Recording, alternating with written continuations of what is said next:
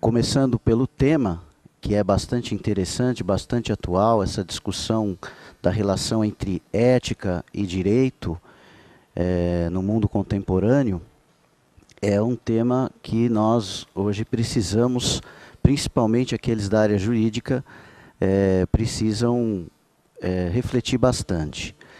E para colaborar nessa reflexão e para nos trazer os seus conhecimentos, nós estamos aqui com o professor Marcos Casanova, a quem eu peço aplausos iniciais.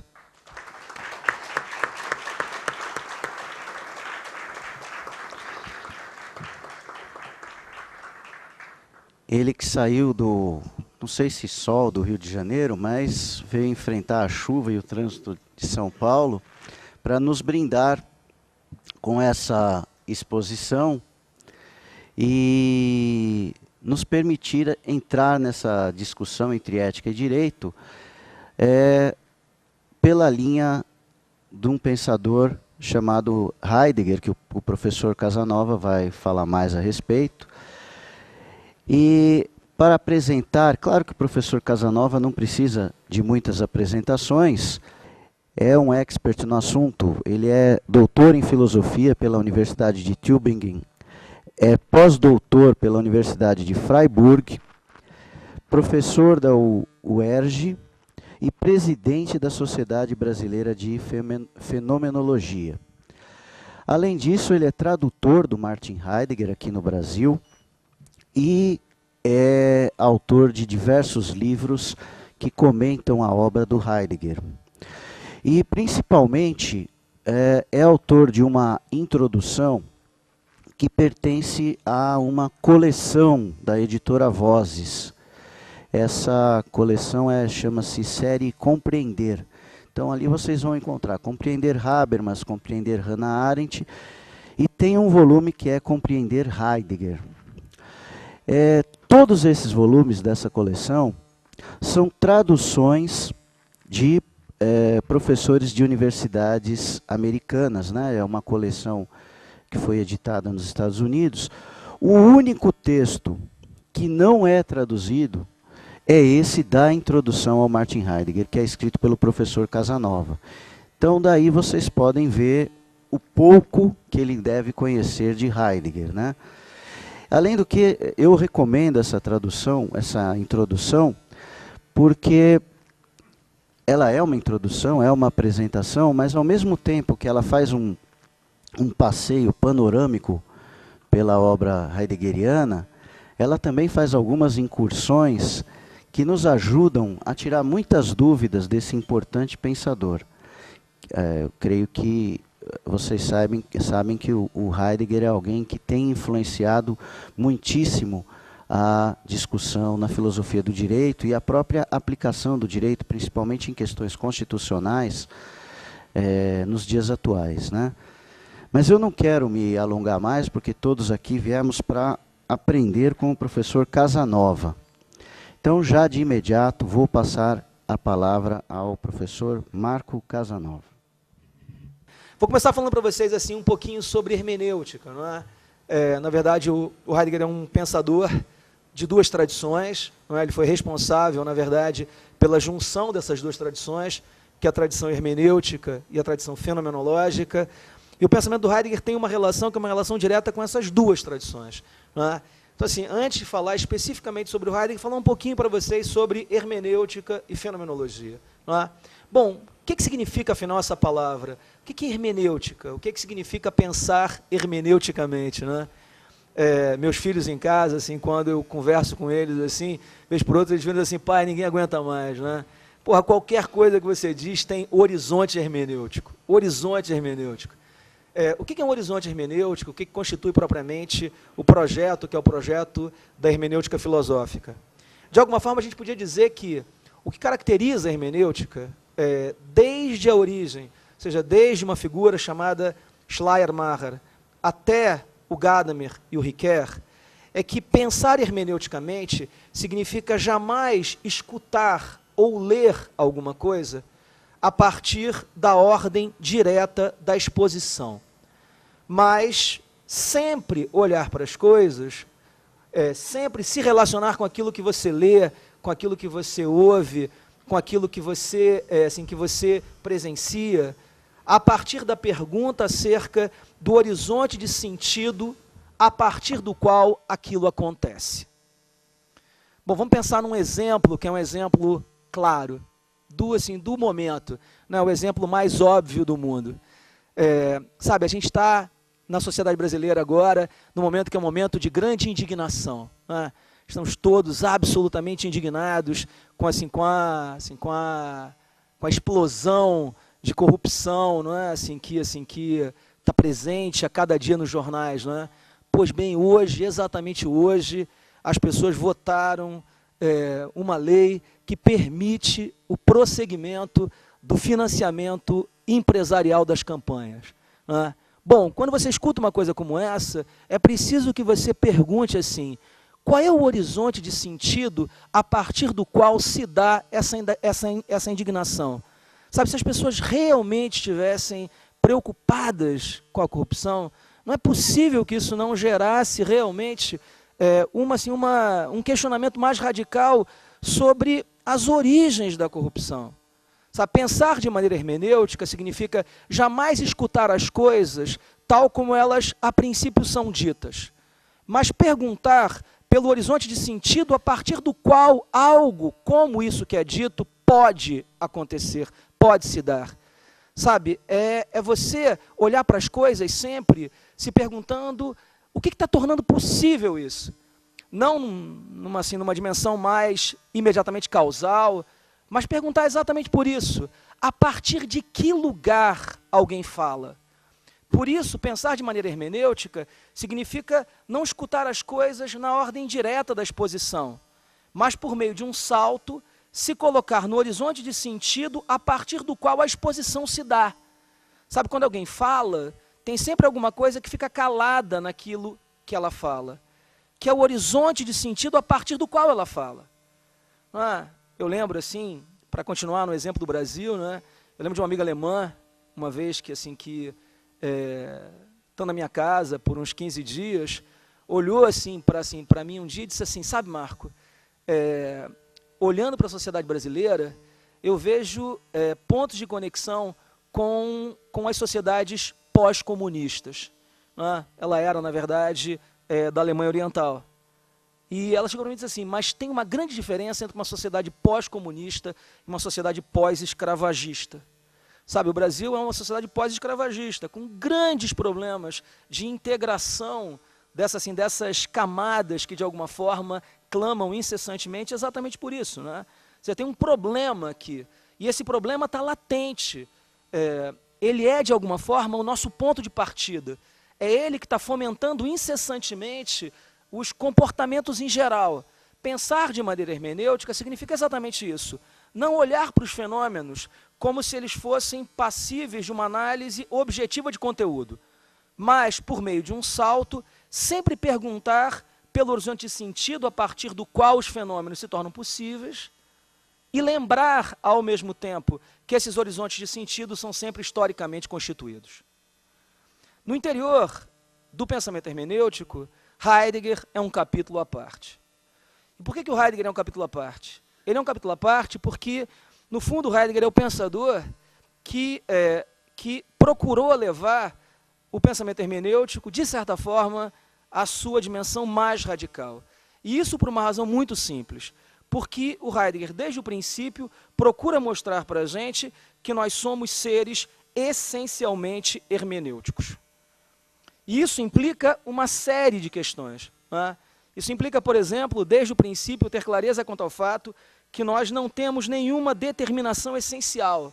Sabe, vocês que trabalham com direito, vocês com certeza escutam incessantemente expressões como dignidade humana, como direitos universais do homem, como liberdades enquanto determinações essenciais. Sabe, vocês escutam muitas coisas que têm toda uma relação com decisões históricas que foram se constituindo a partir, por exemplo, do esclarecimento e de pensadores como Kant, como Herder, como Hamann, como Schiller, como Goethe, sabe? Esses pensadores são os pensadores decisivos para a constituição dessa noção, dignidade humana. Sabe, o que o Heidegger está tentando fazer é, desde o princípio, lembrar para a gente que nós não temos, a princípio, nenhuma determinação essencial, porque todas as nossas determinações são historicamente constituídas. De um tal modo que ser para nós significa necessariamente ter em vista o fato de que nós somos determinados pela nossa tradição. Isso exatamente o ponto de partida da filosofia heideggeriana. Eu não sei se vocês, o quanto vocês têm contato com Heidegger, mas bem provavelmente todos vocês já ouviram alguma vez a palavra fundamental do pensamento heideggeriano, que é exatamente a palavra Dasein, não é? Ser aí, não é? Que é exatamente a palavra para designar o ser do homem. Não é? O homem, ele é estruturalmente ser aí. Bom, mas o que o Heidegger está tentando fazer com isso, né? Tem uma frase, que é uma frase engraçada, do Lukács. Né? O Lukács uma vez disse, o Heidegger odeia tanto o homem que nem a palavra ele usa. Né? Ele usa uma palavra assim que, no fundo, desumaniza o homem. Bom, não é por conta de uma espécie de misantropia que o Heidegger usa essa palavra. Mas quando ele usa essa palavra, o que ele está tentando dizer para a gente é o seguinte, o homem, ele se constitui originariamente como ser aí, porque o ser do homem se determina a partir do seu aí. Esse aí é exatamente esse espaço historicamente constituído a partir do qual todos os nossos comportamentos se dão. Vamos dar alguns exemplos para a gente concretizar um pouco melhor isso. Não é? É bem provável que todos vocês, quando escutam a palavra liberdade, pensem em livre-arbítrio. Bom, mas livre-arbítrio, por exemplo, é uma noção que nasce no interior de um contexto que é um contexto cristão. Livre-arbítrio nasceu no interior da teologia cristã porque os teólogos cristãos se perguntaram uma coisa muito simples, não é? Por que Deus, afinal, fez o homem com a capacidade de pecar? Assim, por que Deus fez o homem com a capacidade, que é a capacidade do mal? Uma resposta, que é a resposta que um pensador como Santo Agostinho, por exemplo, dá para essa pergunta, é uma pergunta simples, né, cara? É uma resposta simples. Ele chega e diz, olha, Deus não é um porco idólatra. Exatamente por isso, ele não cria o homem, obrigando o homem a uma idolatria cega. Isso seria, de alguma forma, obrigar o homem a, sem nenhuma possibilidade de escolha, hipnoticamente, digamos assim, se relacionar com Deus. Bom, exatamente por isso, o homem é essa criatura especial que tem o privilégio de, por vontade livre, se relacionar com Deus. Bom, mas quem é que lembra disso? Livre-arbítrio para nós hoje é alguma coisa que significa, no máximo, liberdade de escolha de que produto alguém pode consumir. Ou seja, que significa que, para nós, liberdade tem uma relação com a nossa tradição. Liberdade tem uma relação com o livre-arbítrio. Ao mesmo tempo, essa tradição aparece para nós hoje completamente encurtada, porque as pessoas elas não têm a menor ideia de todos esses caminhos da tradição até chegar, por exemplo, na noção, que é a noção hoje tão óbvia para nós, de liberdade como livre-arbítrio. As pessoas não leem Platão, mas, por exemplo, para nós, a aparência é nitidamente uma coisa vazia, fútil. Assim, uma pessoa que é uma pessoa que vive de aparência, para nós é uma pessoa leviana. Mas isso depende de uma tradição que contrapôs desde o princípio ser aparência. Milhares de comunidades não trabalham com a contraposição entre ser e aparência, mas pensam, ao contrário, a aparência como o lugar que é o lugar mais importante. Se você pensar, por exemplo, assim, em certas tribos africanas, a aparência vai ser decisiva. Ou seja, o quanto você cuida da tua aparência vai ser determinante do teu lugar na escala social. Isso, ao mesmo tempo, é alguma coisa que nasce no interior de uma tradição, que é uma tradição platônica aristotélica. Mas alguém sabe disso? Não sabe. Esse é exatamente o ponto. Nós somos constituídos por tradição. Por exemplo, por que eu estou sentado aqui agora e vocês diante de mim? Sabe, isso aqui, cara, nasce no interior do palco italiano, que é um palco que surgiu no interior da Idade Moderna. Vocês estão sentados aí em contraposição a mim, e eu aqui nesse espaço cênico, exatamente como vocês vão ao teatro. E no teatro vocês têm lá a plateia e, pô, lá em cima, o espaço cênico. Mas isso aqui é sedimentação. Isso não precisava ser assim. Sabe, eu podia estar sentado aí, vocês todos aqui em pé. É o que eu sempre digo com meus alunos. Né? Por que eu estou aqui em pé e vocês sentados? Assim justo. Tinha que ser o contrário. Mas por que não é o contrário? Não é o contrário porque na nossa tradição, esse espaço, que é o espaço da exposição, por exemplo, da aula ou da palestra, se constituiu assim. O que o Heidegger está tentando mostrar para a gente, nesse sentido, é, antes de tudo, o seguinte: nós somos seres constituídos pela nossa historicidade, incessantemente. E não é possível escapar da historicidade. Nós somos tão burros e tão inteligentes quanto nosso mundo é, a princípio. Bom, esse ponto de partida hermenêutico, ou seja, nós não somos seres que, assim, que se constituem a partir de faculdades teóricas e que são capazes, por exemplo, de suspender todos os preconceitos e a colocar, então, as perguntas a partir de um espaço, que é um espaço puramente lógico, mas, ao contrário, nós somos seres constituídos hermeneuticamente. Isso aqui traz consigo um problema. E um problema por quê? Um problema porque, a princípio, a nossa tradição nos constitui de um tal modo que nós não temos distância alguma entre nós e a nossa tradição. Sabe, esses horizontes hermenêuticos, esses horizontes históricos, o mundo histórico, ele exerce um poder sobre nós, a princípio, que, assim, que ele torna completamente óbvio certos modos de comportamento. Vamos usar uma vez mais exemplos, né? Sabe, o Brasil é um lugar que obriga a gente a incessantemente compreender o que é incompreensível. Sabe, uma vez, assim, um tempo atrás, eu convidei um professor alemão para ser professor visitante na UERJ. Né? E aí, bom, o cara passou lá 2 anos na UERJ. Quando ele chegou, a gente tinha que fazer regularização de estrangeiro. Fomos, então, ao aeroporto Galeão, no Rio, assim, lá na Polícia Federal, para fazer o registro do cara. E aí chegamos lá, 1h da tarde, eu, ele, a mulher dele e um filhinho de colo. E aí, pô, encontramos o departamento da Polícia Federal fechado, porque só trabalhava até meio-dia. Mas o cara virou para mim e disse o seguinte: não, cara, seguinte, pô, tá o cara aqui, alemão, filhinho, eu vou abrir uma exceção para ele. Eu vou registrar o cara. Vai lá, toma aqui os documentos, preenche aqui, paga ali a taxa, tira a foto. E a gente fez lá. Saímos lá, lá da repartição e fomos lá fazer as coisas. Quando a gente voltou, o cara não estava mais lá. E aí, bom, não estava mais lá, estava uma outra pessoa. E aí eu expliquei para o cara: olha, o rapaz disse para a gente, assim, preencher, que ele abriu uma exceção. Aí o cara falou: exceção? Impossível, rapaz. O computador de Brasília fecha, meio-dia. Fechou o computador, não tem como abrir, não tem jeito. Mas, bom, expliquei para o alemão achou estranho o que o outro cara tinha dito, mas não, o cara estava mais informado e tal. Quando a gente está saindo, está chegando o cara que tratou, assim, que conversou com a gente primeiro, né? E aí, o que você está fazendo, cara? Não, estou indo embora, porque o computador de Brasília fechou. E o cara: você está maluco, rapaz? Que computador de Brasília, cara? Você é louco, cara. Vem cá.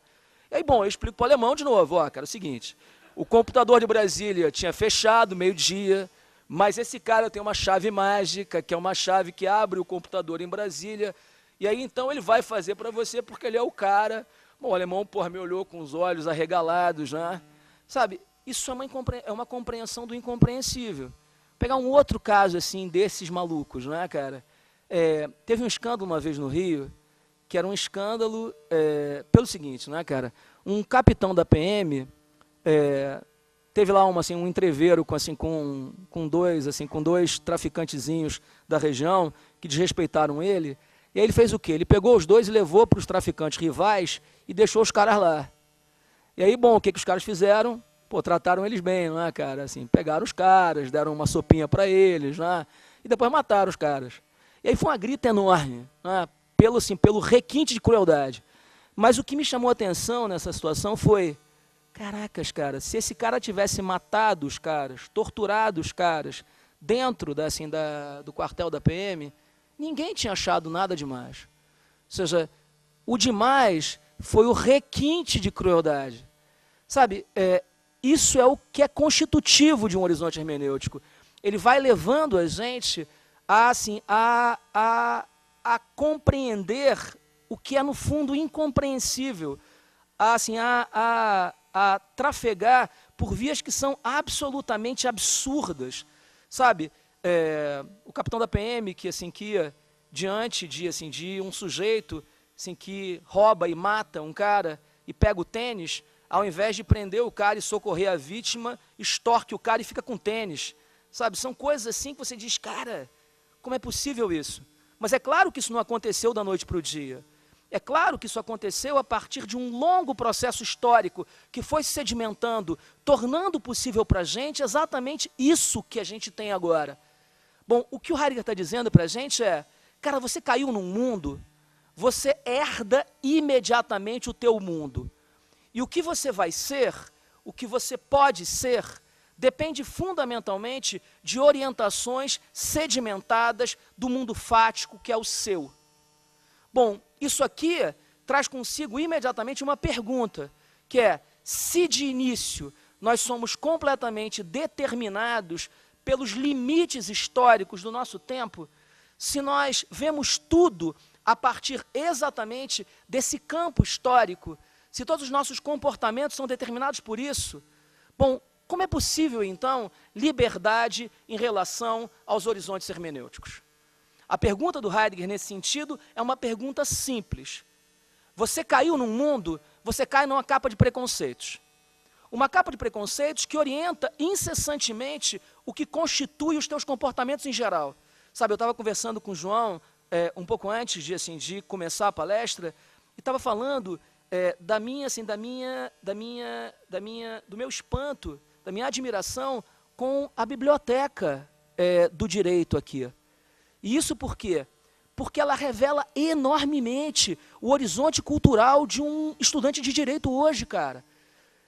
O Brasil já teve juristas, cara, que eram figuras de uma erudição absurda. Sabe, a gente já teve pessoas que tinham condição de dialogar sobre filosofia, sobre história, sobre sociologia, com qualquer pessoa, cara.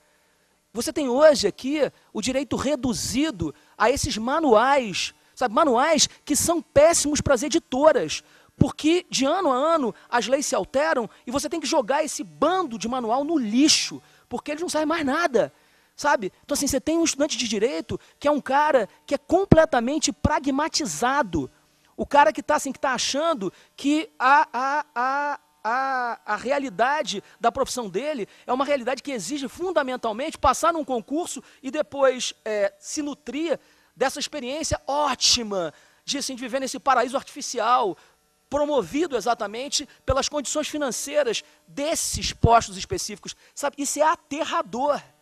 Ao mesmo tempo, é isso que eu estou dizendo, você caiu num mundo, não adianta você achar que você, a princípio, você vai ser esclarecido e você vai, então, agir de um modo completamente diverso daquele que o teu tempo, de alguma forma, te orienta a agir. Sabe, direito significa o que direito significa. E a pessoa que faz direito hoje a partir do que direito significa. Sabe, escapar disso não é uma questão de vontade.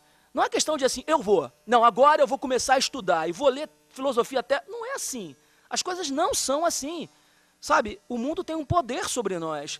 Ele tem uma força, ele tem uma gravidade sobre a gente.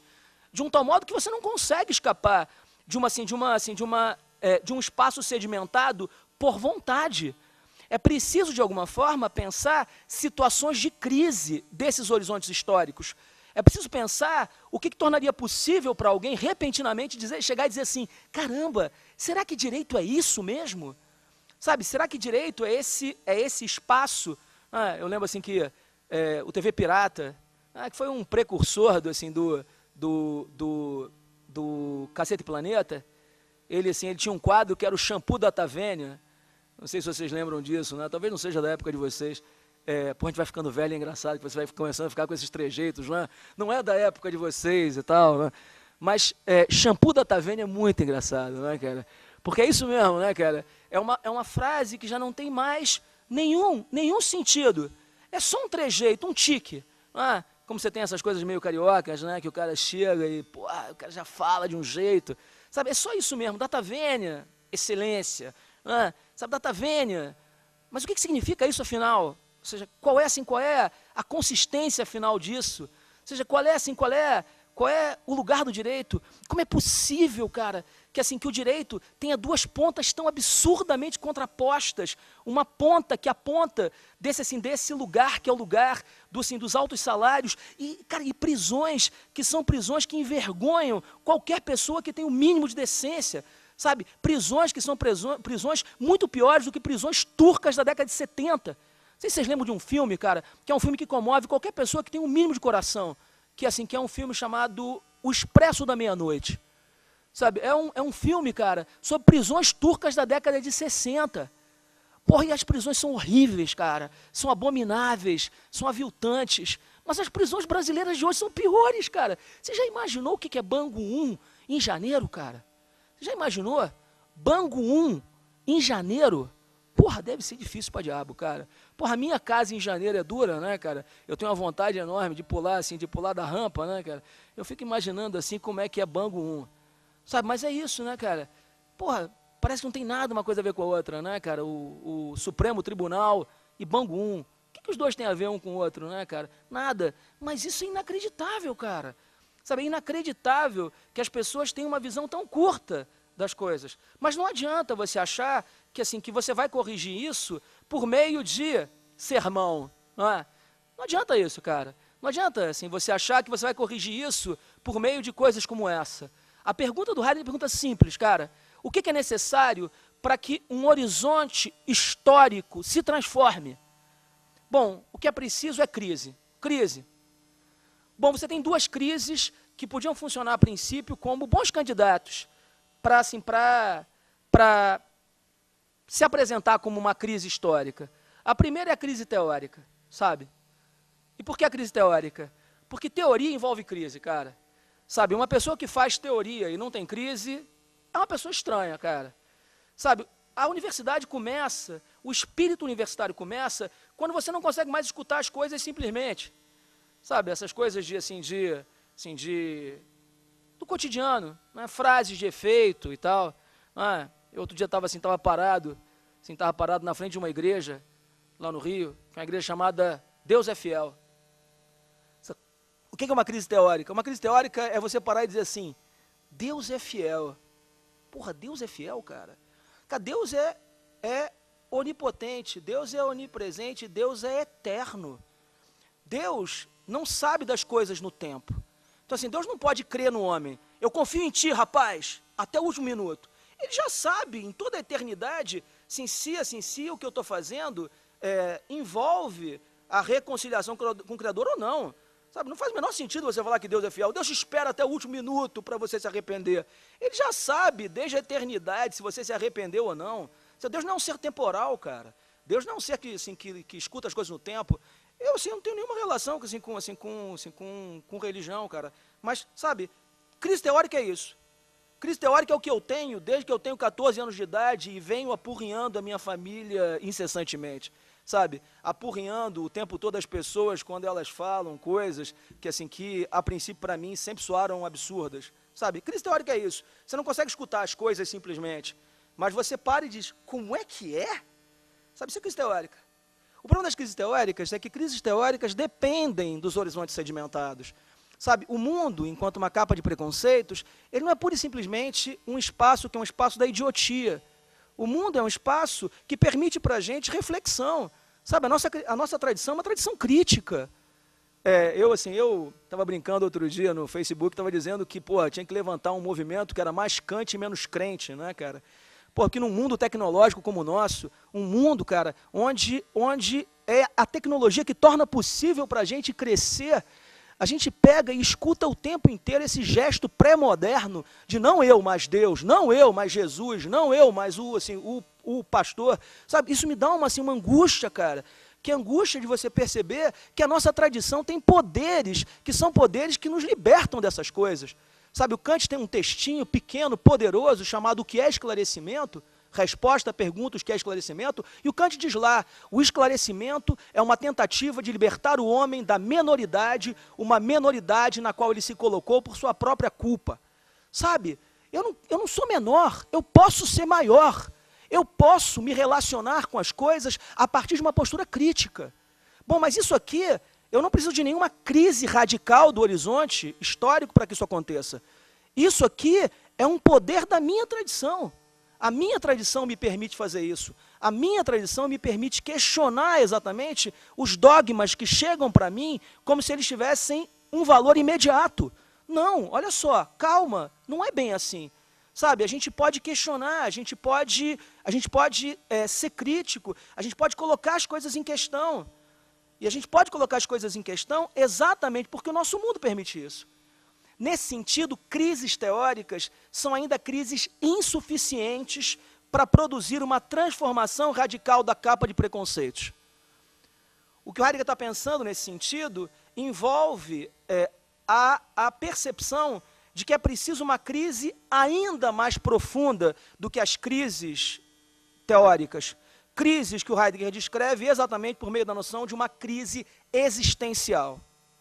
É preciso, de alguma forma, se confrontar exatamente com a nossa nadidade, com a nossa indeterminação, com a nossa historicidade.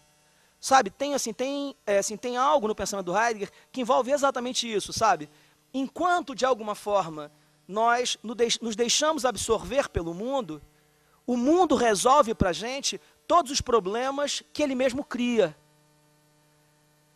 Outro dia, eu estava no Facebook, não é? Facebook é um lugar do impessoal, é um lugar das posições, que são as posições mais sedimentadas, não é? E, eu só tinha colorido a cara, não é?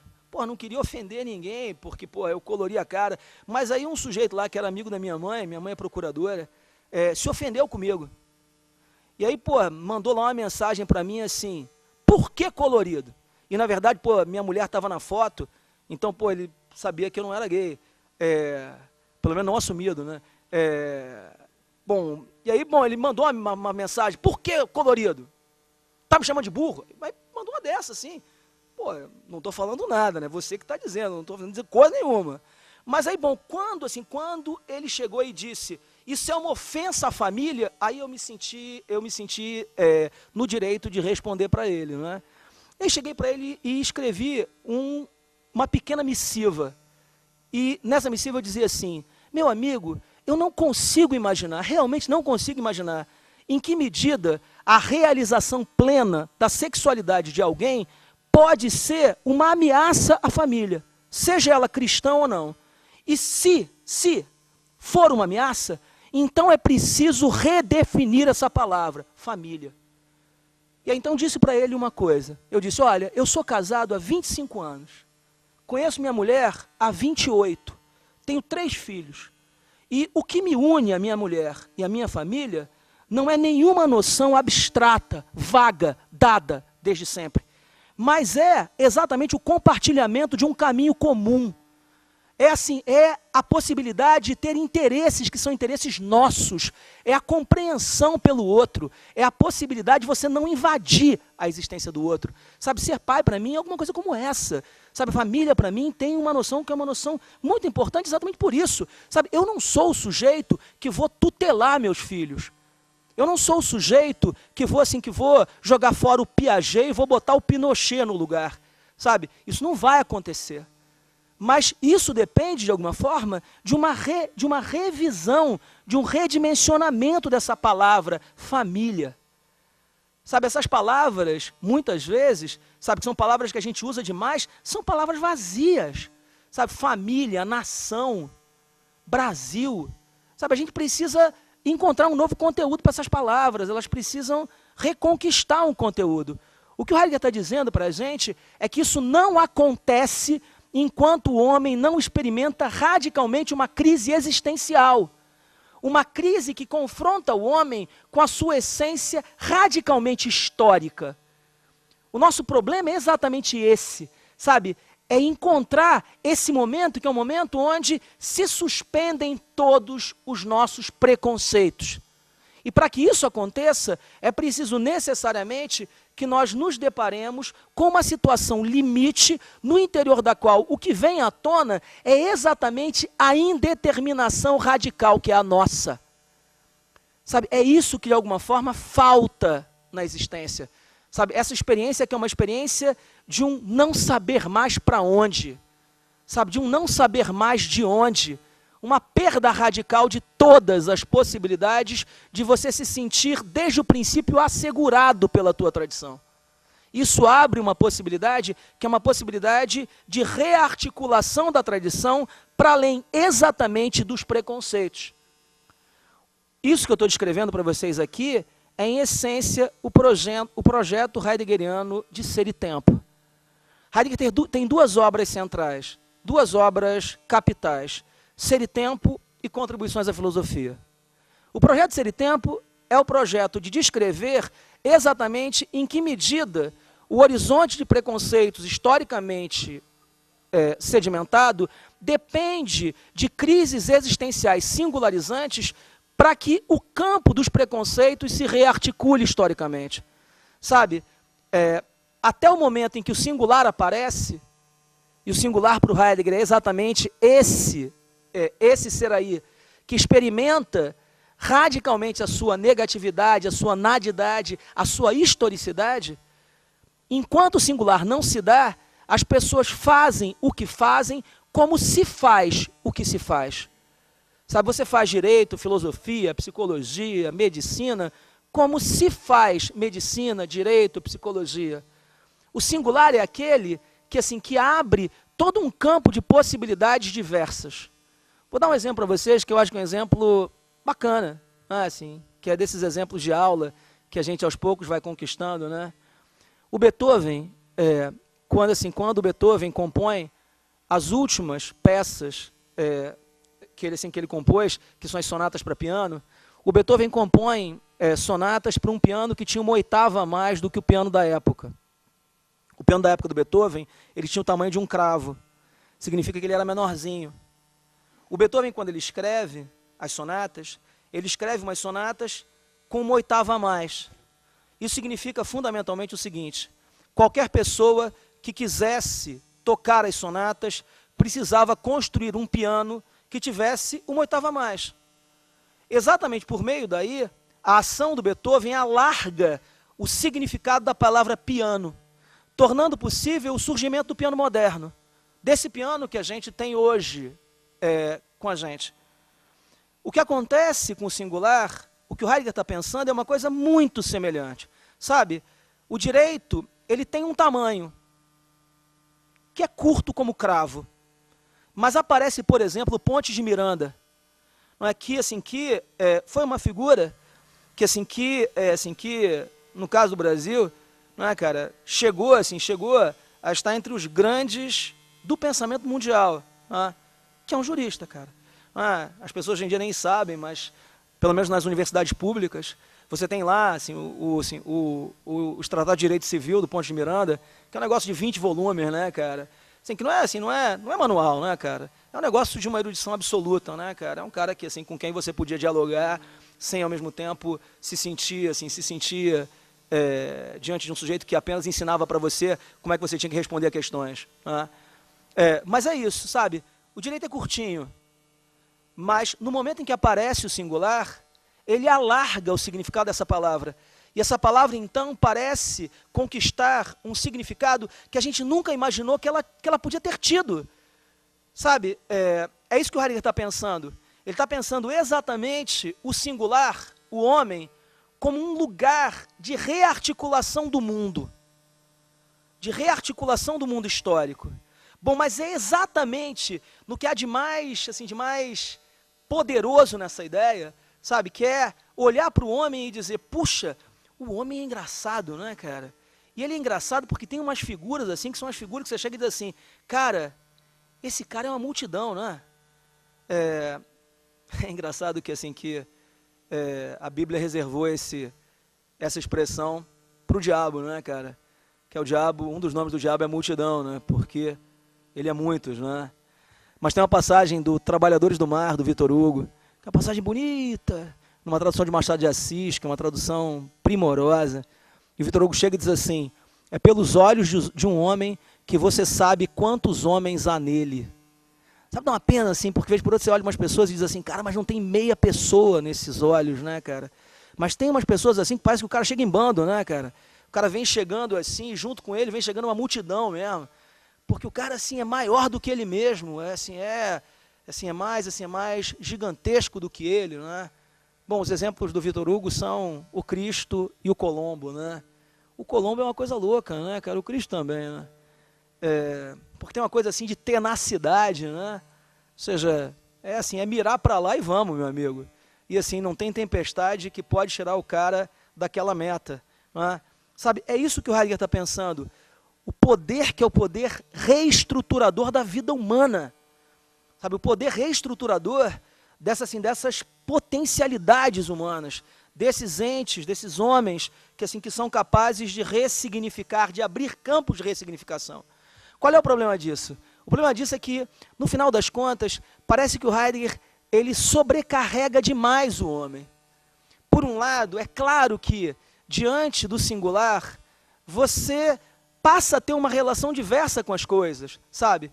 Diante de uma figura como Picasso, diante de uma figura como Heisenberg, diante de uma figura como Pontes de Miranda, sabe? Parece que você conquista uma nova relação com o direito, com a pintura, com o trabalho, com as mulheres, com o casamento, com a família. Mas, sabe, imaginar que um singular é capaz de reestruturar a totalidade do mundo, isso parece estranho, sabe? Tem alguma coisa de peculiar nessa ideia. Sabe, o Heidegger está descrevendo em Ser e Tempo o mundo como se nós nos encontrássemos absorvidos numa capa de preconceitos e como se essa capa de preconceitos permanecesse até o momento em que aparece o singular. Mas quando o singular aparece, toda a capa de preconceitos se redimensionaria. E isso é estranho. Por quê? Porque o mundo não muda quando eu mudo. O mundo muda quando ele muda. Sabe, tem alguma coisa na história que é mais poderosa do que a gente. Sabe, por mais que um singular, ele tenha uma capacidade, que é uma capacidade de transformar dimensões da totalidade, é meio estranho você achar que um particular pode transformar toda a realidade. Sabe, assim, é claro, assim, você convive com o Chico Buarque, por exemplo, deve ser um negócio maravilhoso, né? Você tem ali um sujeito que é um sujeito que, claro, tem uma relação diversa com a palavra. Porra, mas ao mesmo tempo imaginar que a simples presença do singular é capaz de transformar a historicidade do mundo. Isso é estranho.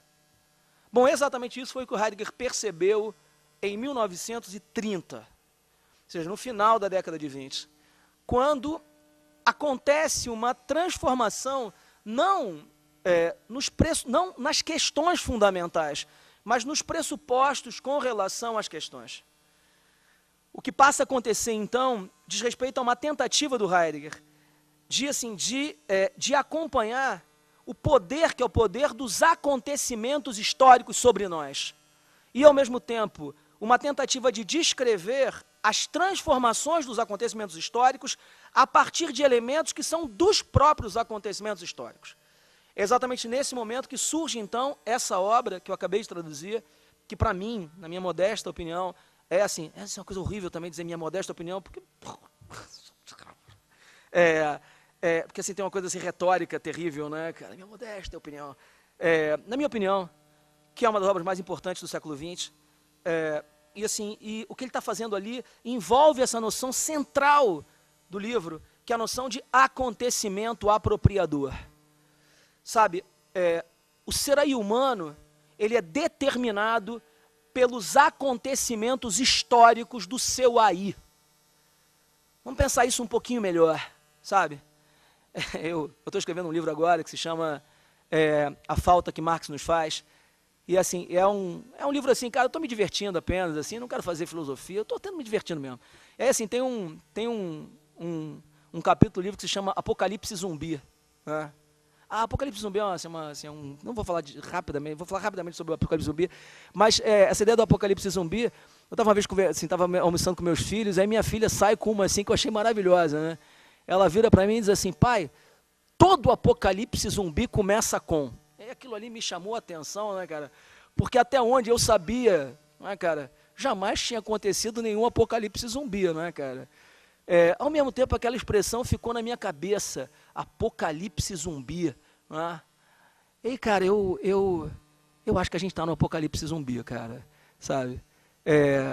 Você entra num aeroporto agora, e aí, cara, você olha para as pessoas com aquelas telinhas, não é, cara? E dá uma vontade de você gritar, não está acontecendo nada, não está acontecendo nada. Sabe, as pessoas, cara, elas entram sôfregas, porque elas não podem se livrar daquele espaço magnético das telas. Ao mesmo tempo, né, cara, aí vem a voz lá da aeromoça, por favor, desliguem os seus celulares, mas o cara não pode desligar o celular, porque, claro, o Flamengo está contratando o cara, está contratando o Messi, então não posso, cara, eu preciso saber disso, né, cara? E aí, assim, quando ele desliga lá naquele último minuto, ele fica sôfrego lá, mas quando o avião nem bem desceu, lá está ele de novo. Mas que fixação maluca pelas imagens, pelas telas, né, cara? Será que isso acontece porque as telas são magnéticas mesmo? Ou será que, na verdade, isso tem uma relação com a nossa tradição? Sabe, o pensador, que é o pensador original do mundo moderno, é um pensador que diz para a gente que todas as nossas relações com os entes são relações representacionais. O que é uma representação, cara? Uma representação é uma imagem. Tem um outro pensador dessa tradição central, chamado Kant, que tem uma frase maravilhosa que ele diz: ser, evidentemente, não é um predicado real. Sabe o que o Kant está dizendo? Ele está dizendo o seguinte: se alguma coisa efetivamente não acrescenta nada às nossas imagens das coisas. Vou dar um exemplo para vocês que deixa isso claro. Eu nunca vi um ogro, não sei quanto a vocês. Mas o fato de eu nunca ter visto um ogro não significa que um ogro não é real. Eu posso pensar um ogro com todas as características de um ogro. O que o Kant está dizendo para a gente é que o âmbito da realidade é independente do âmbito das coisas efetivas. Essa tradição moderna é a tradição que disse para a gente que as imagens são mais reais do que as coisas. Bom, e agora a gente olha para as telas que inundam a nossa vida. Inundam com o quê? Fala sério, cara. Essas telas são absolutamente empobrecedoras. Outro dia eu estava no teatro, vendo uma peça. E aí tinha um cara do meu lado. E de 2 em 2 segundos eu via a luz mágica de Merlin. Por quê? Porque o animal ficava de 2 em 2 segundos vendo se tinha alguma mensagem para ele. Eu fiquei com uma vontade enorme de perguntar para ele: você é o chefe O'Hara? E você está esperando uma mensagem do Batman? Não, se for, tudo bem, cara. Mas se você não for o chefe O'Hara, cara, eu acho que, cara, você pode desligar esse celular e isso não vai fazer mal nem a você nem a mim, não é? Mas o cara, ele tinha 3 vezes o meu tamanho e eu achei que não seria prudente, naquele momento, momento de congregação social, dizer uma coisa dessa para ele. Então me calei e fiquei de 2 em 2 segundos olhando ali para aquele espaço maravilhoso de Merlin, que era o espaço da vida dele. Mas, cara, o que na verdade ele estava olhando naquele SMS? Vocês já receberam em toda a existência de vocês alguma mensagem urgente em SMS? Do tipo, tem aquela piada, que é uma piada carioca, que o cara tá no meio lá do centro, aí chega um amigo dele e diz assim: Jorge, corre para Niterói, porque tua casa tá pegando fogo, tua mulher tá no 2º andar da tua casa, gritando com teu filho no colo. E aí o cara corre, pega a barca, no meio da barca ele chega e diz assim: coisa maluca, eu não moro em Niterói, não me chamo Jorge, não sou casado, não tenho filho. Sabe, SMS é isso. O cara chega para você e diz assim: e aí, valeu? Valeu. E aí, tudo bem? Tudo bem. E você? Valeu? Valeu. Tudo bem. E aí, hoje à noite? Hoje à noite. Valeu. Tudo bem? Cara, SMS é isso. É o espaço que é o espaço da nulidade, da inexistência absoluta. Aquilo lá é viciante. Eu não estou dizendo que eu sou um cara superior a isso, não. Eu sou o cara que olha 2 em 2 segundos se tem WhatsApp, SMS, mas é preciso dizer, isso é o apocalipse zumbi, cara. Sabe, isso é literalmente o apocalipse zumbi. Sabe, isso aqui está falando antes de tudo sobre o quê? Sobre, uma vez mais, o poder da nossa tradição sobre nós. Mas o poder da nossa tradição agora é um poder um pouquinho diverso. E um pouquinho diverso por quê? Porque o poder da tradição depende desses acontecimentos históricos da tradição. E pensar para o Heidegger, a partir de um certo momento, passou a significar exatamente indagar, descrever como é que se constituem os acontecimentos históricos específicos. Quando eu estava preparando essa fala para vocês, eu eu coloquei um subitem, que é um subitem, a intuição de Kafka. Qual foi a grande intuição do Kafka, cara? A intuição do Kafka foi o quanto o mundo contemporâneo estaria ligado de maneira umbilical com o direito e a burocracia. Eu não sei quanto a vocês, cara, mas quando eu recebo uma carta da Receita Federal, mas olha, gela do dedão do pé até o último fio de cabelo. Isso por quê? Porque eu me sinto imediatamente num processo que é um processo que eu nunca vou conseguir descortinar. Sabe, como é que aquela carta chegou até mim? Por quantas pessoas ela passou? Por quantos meandros? Cara, o mundo que é o mundo contemporâneo é um mundo labiríntico, cara. Assim, são milhões de pequenos, assim, de pequenas casinhas, né? de pequenos conjuntos de mesas, né? Cara, esse aparato gigantesco que só cresce, cara.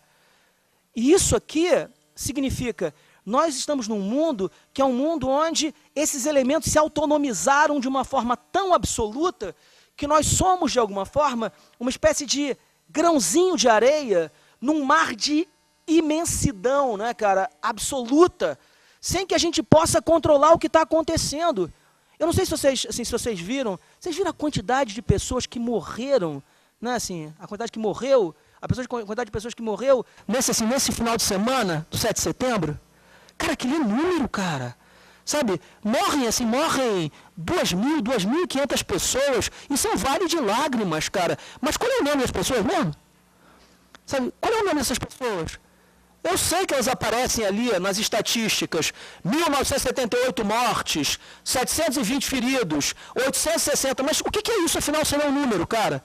Número que vai gerar, então, uma série de elementos que são elementos para políticas, que são as políticas públicas, de urbanização. Sabe, o mundo que é o nosso é um mundo que reduziu a gente a número. Eu tenho um pavor disso, cara, sabe, um pavor da morte anônima. Não é pelo anonimato, não. Mas é pelo fato de que, no fundo, esse mundo que é o nosso, é um mundo que reduziu a gente a pequenos elementos dessa grande conjuntura, sem nenhuma possibilidade de visibilidade, que é a conjuntura do mundo que é o nosso, cara.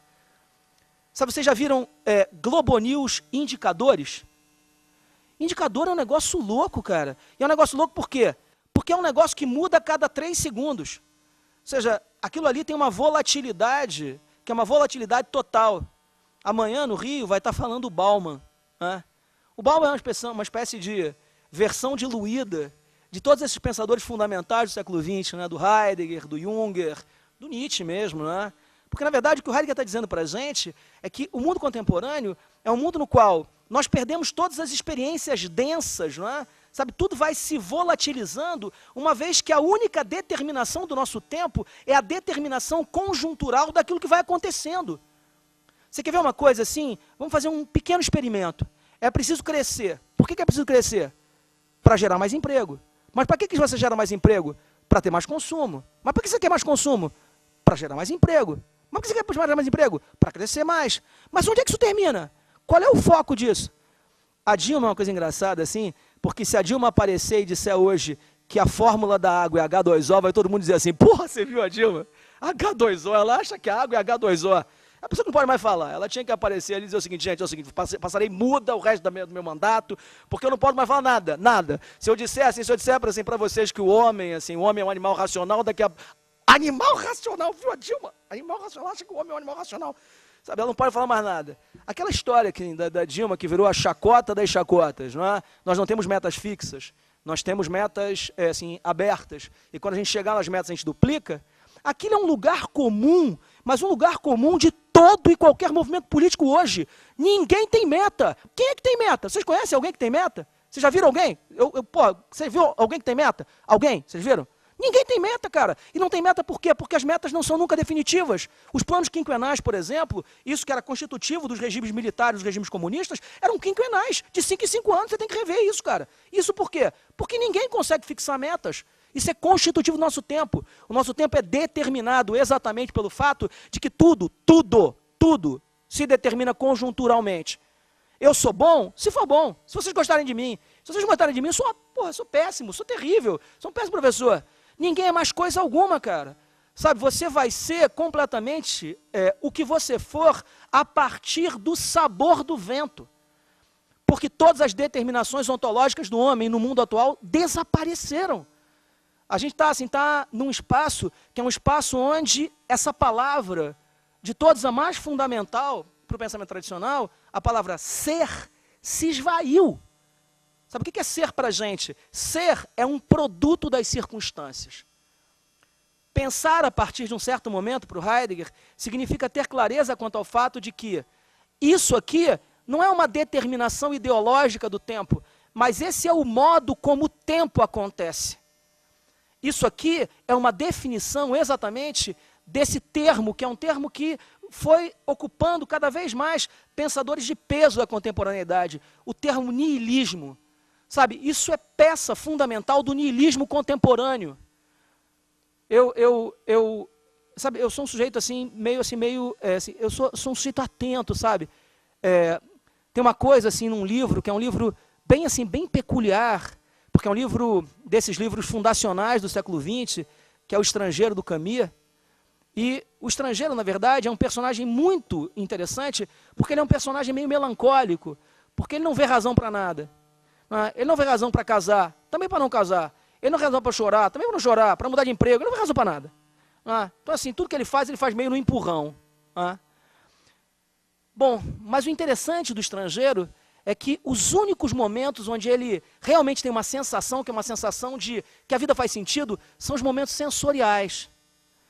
Sabe, quando ele está comendo um bife, quem é que pode questionar um bife? Vai, fala sério. Ou quando ele está assim, ele está nadando na praia, e aí de repente o sol bate nas costas com água fria, como é gostoso. Ali a vida faz sentido. Cara, vocês já imaginaram o que foi necessário para que nós tivéssemos uma relação tão absolutamente descomunal com a gastronomia, cara? Hoje, a qualquer momento do dia, se você ligar a televisão, tem alguém falando sobre cozinha. Vai gostar de comer assim lá em Cascadura, né, cara? O tempo esteticizante, cara. Sabe, tudo para nós assim sabe aquelas pessoas que vão viajar? E aí o cara volta da viagem, a primeira coisa que ele fala, comi, Paris, maravilhosa, a Torre Eiffel. Mas eu comi lá na Torre Eiffel, um croissant, cara, que croissant. O cara vai para Roma, mas um fettuccine, não é, cara, o fettuccine. Vai gostar de comer, cara. O que isso revela, cara? Isso revela a melancolia do nosso tempo. Revela o quanto, na verdade, a gente está se agarrando em pequenos elementos de sentido, sabe? O quanto para nós as nossas experiências vão perdendo o lugar.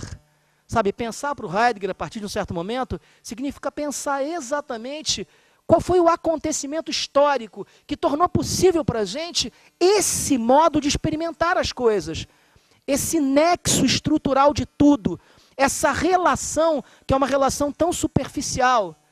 Sabe, vocês acham que um velho do século XVIII dizia que a vida passava rápido? Tem um autorretrato do Rembrandt, que é um autorretrato. O Rembrandt foi um cara peculiar, porque ele ganhou muito dinheiro na vida, mas viveu demais, e ele era perdulário, então, ele morreu na miséria. E tem um autorretrato do Rembrandt, que é um retrato assim meio, sabe, ele faz um autorretrato assim meio de muxoxo. Você acha que o Rembrandt diria, aos 87 anos, a vida é um suspiro? 87 anos, cara, fala sério, 87 anos é tempo para diabo, né? Mas o cara chega aos 87 anos e diz assim, vida, eu fechei os olhos e abri, estava com 87 anos. Não é possível, cara, eu não sei que vida você teve, mas tem que ter sido muito superficial. Por quê, cara? Porque você teve experiências densas, cara, um ano demora. Você faz tanta coisa, né, cara, assim, é tanta coisa que acontece. Sabe, tem uma experiência meio vazia da gente, que eu acho comovente, em certo sentido, né? Ou seja, que é essa experiência do vazio do mundo contemporâneo, né, cara? Bom, com isso eu chego lá, à minha obra, a Eternidade Frágil. Sabe qual é o risco das coisas? Tudo é conjuntural, né? Eu estava numa palestra, e a palestra aconteceu e foi legal, e aí o Ibashi, que já me conhecia, veio falar comigo, e aí perguntou se eu queria, assim, de repente fazer um lançamento aqui na UAB, e aí de repente eu vim para cá, e estou fazendo essa palestra. Qual é o risco da vida da gente, sabe? O risco da vida da gente é que todas as coisas que a gente faz venham a se tornar uma espécie de tique, sabe? Você vai ticando as coisas que você faz. E, na verdade, você vai passando por elas sem que nada aconteça. Esse é o risco da gente, sabe? É que a vida da gente vai se tornando uma espécie de conjunto de balões vazios, não é? Que vão se sucedendo numa velocidade cada vez mais vertiginosa. Bom, mas exatamente porque a vida corre esse risco, ela ao mesmo tempo abre para a gente uma possibilidade que é uma possibilidade diversa. Sabe, o nosso tempo é um tempo muito estranho, cara. Ele é um tempo muito estranho por quê? Porque ele é o tempo dessas transformações vertiginosas, né? Ele é um tempo que está ladeira abaixo, mas faz muitas décadas. Sabe, a cada dia as coisas vão se tornando cada vez mais rápidas, cada vez mais violentas, cada vez mais velozes. Mas, ao mesmo tempo, o mundo contemporâneo é o mundo da singeleza, é o mundo da dissonância, é o mundo das possibilidades, que são as possibilidades de interrupção e de pausa. Sabe, é exatamente no momento em que o homem se vê completamente entregue a esse lugar que é o dele, para além das ilusões de transcendência que ele alimentou, é no momento em que o homem conquista, de alguma forma, o seu modo de ser estrangeiro, que parece possível pela primeira vez uma conquista radical desse lugar, sabe, dessa estrangeiridade. Eu brinco com os meus alunos, sabe, que o melhor que você pode fazer, o melhor que você pode esperar da tua existência é conquistar uma dissonância, sabe? Tem um ritmo de jazz, que eu gosto pra caramba, por mais que ele não tenha sido decisivo para o jazz, que se chama Take Five, que é um 5x4, né? Meu momento Calbi Peixoto aqui, vou entoar para vocês o Take Five, né? Mas 5x4 é um ritmo engraçado, por quê? Porque 4 cabe em 4, 2 cabe em 4, 8 cabe em 4, mas 5 não cabe em 4 não, cara. Então quando você tem um ritmo 5x4, isso exige de você que você tenha uma espécie de quebra, né? Então Take Five, né, ficou famoso por causa de um cara chamado Dave Brubeck. Take Five é alguma coisa que exige de você alguma coisa como um soluço, sabe? Então é assim, sabe? Tem um padrão uniformizante de andar. Sabe, o mundo contemporâneo exige da gente isso, sabe? Uma conquista que é uma conquista da nossa estranheza. Uma conquista que é uma conquista da nossa dissonância. É muito bacana isso, eu acho que isso é muito legal, sabe? Você poder ser estrangeiro mesmo. Eu acho isso bacana por mim mesmo, né, cara? Porque eu sou um cara engraçado, e sou um cara engraçado por quê? Porque eu sou preto demais para ser branco, sou branco demais para ser preto, sou amarelo demais para ser mulato, sou mulato demais para ser amarelo, eu sou brasileiro demais para ser chinês, sabe? Eu sou um cara que eu sou indecifrável, né, cara? Então, eu lembro quando eu estava na Europa, que eu fui uma vez para a Grécia, os caras achavam que eu era grego. Fui uma vez para Tunísia, eles achavam que eu era da Tunísia. Então os caras falavam comigo, o tempo inteiro em árabe, legal, né, cara? Ao mesmo tempo, eu estava no sul da Itália, os caras achavam que eu era italiano. Estava na Espanha, achavam que eu era espanhol. Acho bacana isso, cara. Acho que o brasileiro é alguma coisa assim, né? Sabe? Eu tô casado há 25 anos, mas eu brinquei outro dia com um aluno meu, né? Eu tenho um aluno que virou TFP, né? Ex-aluno de doutorado, o cara se formou, é doutor hoje em dia, professor lá no Pará. Mas o cara virou ultradireita católica, né, cara? E aí ele estava virando para mim, né? Eu estava brincando com ele, porque o Papa tinha dito que se o cara é gay, e na verdade ele descobriu o caminho de Cristo, quem é o Papa para julgar o cara. Eu falei aquilo para ele, brincando, porque eu sabia que ele não concordava com aquilo, e ele virou e disse assim, isso é problemático. E aí eu disse, mas problemático por quê? Porque esse não é o plano de Deus para nós. E aí eu perguntei para ele, mas qual é o plano de Deus para nós? E aí ele virou e disse assim, isso que você tem com a Mônica. É minha mulher, a Mônica.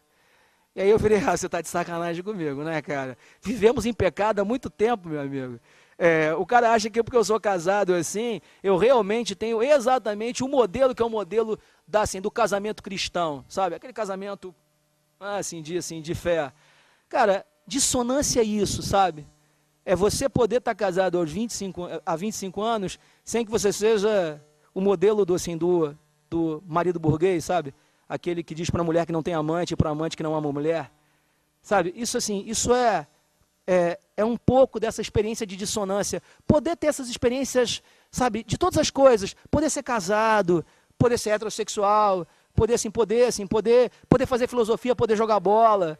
Assim, sem ao mesmo tempo ter que estar nessas coisas como se elas significassem realmente essa identidade fascista que normalmente está associada a essas palavras, sabe? É poder conquistar um pouco da nossa diferença. Eternidade frágil nada mais é do que eternidade temporal, eternidade no tempo. Significa a possibilidade de reconciliação entre tempo e eternidade.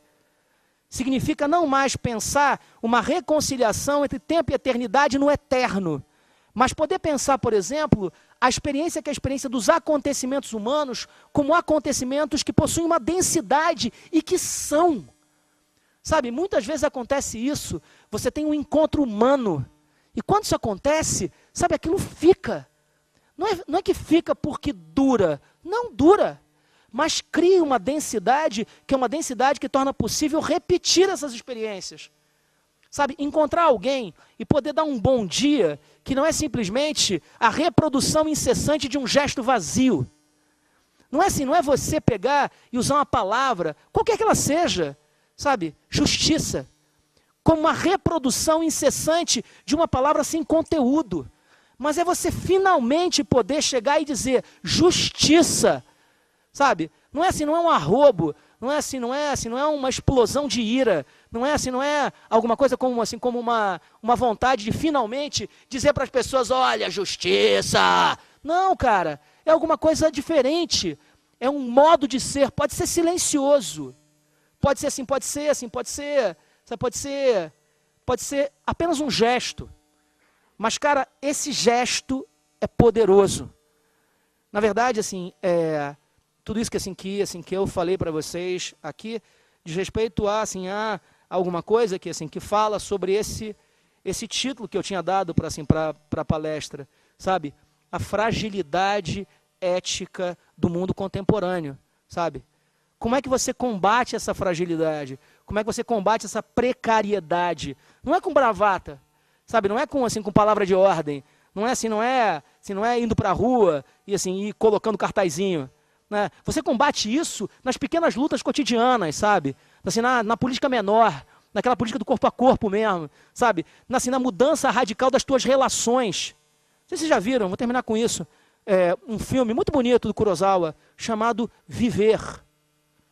Uma história bonita, cara, de um cara assim que trabalhava numa repartição e ele descobre que ele tem um câncer terminal e ele pega então o primeiro processo da repartição. Ele trabalha numa repartição pública da prefeitura lá de Tóquio, e aí ele pega o primeiro processo que estava numa pilha e faz da vida dele de alguma forma aquele processo, sabe? O que o Kurosawa tá tentando mostrar pra gente é isso, sabe? Tem umas lutas, cara, que são pequenas, não são? Cara, são umas lutas meio comunitárias.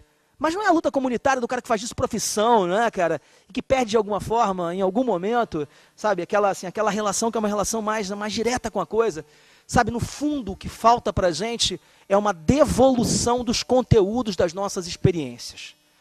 Sim, isso aqui, no fundo, aponta para o horizonte de sentido daquilo que eu incessantemente estava dizendo para vocês hoje. Obrigado, cara.